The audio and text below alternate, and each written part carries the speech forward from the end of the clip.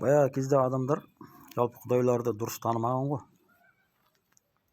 Алла бар екенін білмеген. Мысалы неше түрлі енді әлемде діндер бар ғой, біз тарихтан да білеміз нақты. Мысалы Египеттің құдайлары бар, Мысыр құдайлары, грек құдайлары бар. Мысалы анау Зевс, Посейдон сияқты, анау Египеттің жаңағы Амон Ра дегендей, енді Ахура Мазда дейтін көп қой, неше түрлі құдайлар бар жалпы. Енді діни шежіреге келетін болсақ, адамзат әу бастан мұсылман болған, әлмісақтан деп айтады. Қай жерінен біз әлмісақтан мұсылман көріп тұрмыз? Мысалы адам атадан бері жаралып, содан бері қарай мұсылман болып келген деп, мынау пайғамбарлардың бәрі мұсылман қылып, сол шежіре жазып қойған негізінде. Былай қарасаң өтірік, ешқашан да сәйкес келмейді. Енді құдайларға жаңағыдай өздерінің жолдарымен сенген халықтарды білеміз ғой енді. Бұлар қаншама ғасырлар бойы солай сеніп келген да. Мысалы сол кезде енді Алла қайда еді, сол жаңағы Алланың діні хақ болатын болса. Ол Алланың діні хақ, діндегі шежіреде ғана солай айтады да. Адам атадан таратады.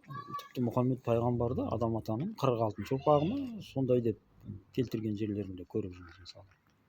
Мүлдем сәйкес келмейді ғой бұл жерде. Кезінде адамдар сондай құдайларға сенген. Құдайларды басында ормандарда деп, адамзат енді бірінші көрмеген жерлерде сол құдайлар сол жақта деп түсінген.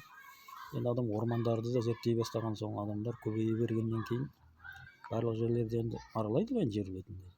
Құдайды таппаған соң, құдайлар таудың төбесінде, тауларға шығып білмейді ол кезде. Сосын тауларға шыққаннан кейін де ол таулардың басында құдай жоқ екенін көрді.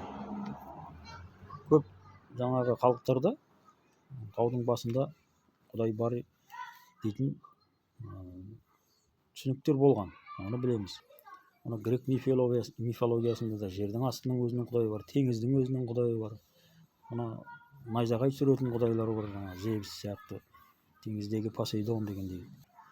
Осылай сенген олар. Енді ол аспанда деп аспанға шығарып жіберді құдайды. Тауларда да енді адамдар зерттеп оның құдайдың жоқ екенін ол жерде көргеннен кейін құдай аспанға шығып кетті енді. Енді бергі ғасырларға келіп аспанға да біз ұштық қой енді. Одан кейін құдайдың аспанда да жоқ екенін көрдік. Найзағайдың неден пайда болатынын, неше түрлі сенімдердің өтірік екенін білдік та енді. Бұл құдай жоқ енді. Енді біз мекенсіз, бағыт-бағдарсыз жерге шығарып жібердік біз құдайды. Адамзаттың санасы өскен сайын құдайда да солай түсіне береміз да негізінде. Біздің санамыз қалай өседі, біздің құдай түсінігіміз де өз санамызға сай солай жоғарылай береді. Кезінде анау білеміз, құдай аспан былай төңкеріліп тұрған, соның үстінде құдайлар отырады деген. Мына ежелгі Греция мифтері мен аңыздары деген кітап бар. Сол кітапта сол жазылған. Бұл Грецияның аңыздары. Сөйтіп түсінген. Енді біздің ата-бабаларымыз енді бір көкте көк тәңірі бар деп сондай сенімде болған ғой енді бұлар. Бұлардың сенімі енді ол бөлек. Әр халықтардың сенімі әртүрлі болған.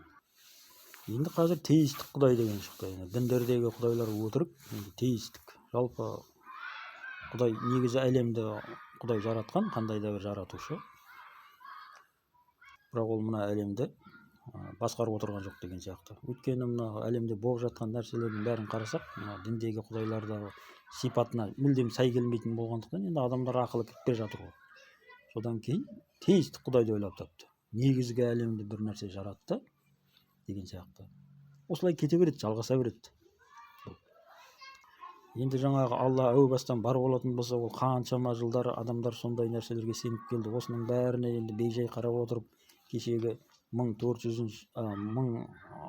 жылы сол кезде ғана ескерте ме, ол қалай ол? Баяғыдан адамдарды ескертпей ме деген сияқты ғой бұл жерде. Әлмісақтан бар ғой сол құдай енді мысалы.